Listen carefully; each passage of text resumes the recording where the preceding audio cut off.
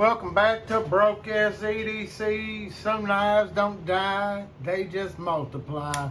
That damn pyrite in the Bowie with the Micarta, and this time it's got some of that AR-SFII steel on it. Hitting all those now they say that AR-SFII utilizes the same process as the AR-RPM9 proprietary spray method.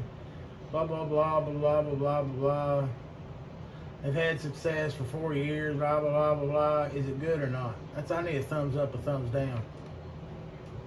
Blade length 3.15, sand polished flat ground, coming in at that 59 to 61.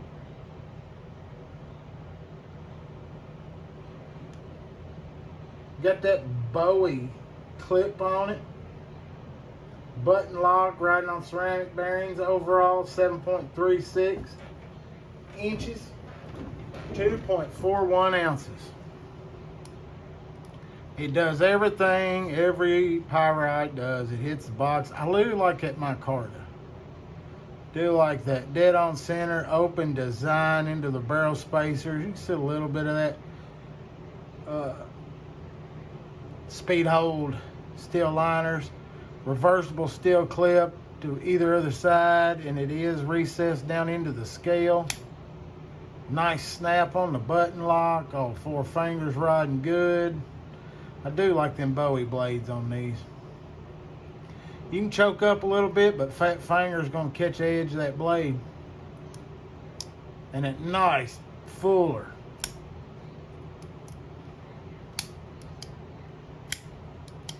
Fuller likes that reverse flex. Like to stick my finger in that crack. Little swedge on the front of that blade gets it done. Billboarding exactly the standard.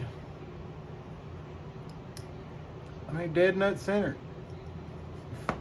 But this is a little bit more on the expensive side. This is $89, but I do like the Micarta. It's got a good solid feel to it, and that cutout in it hits the spot.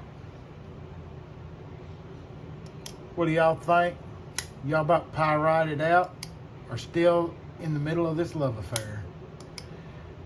Hit that thumbs up button. Y'all come back now, you hear? Stay sharp. Stay safe.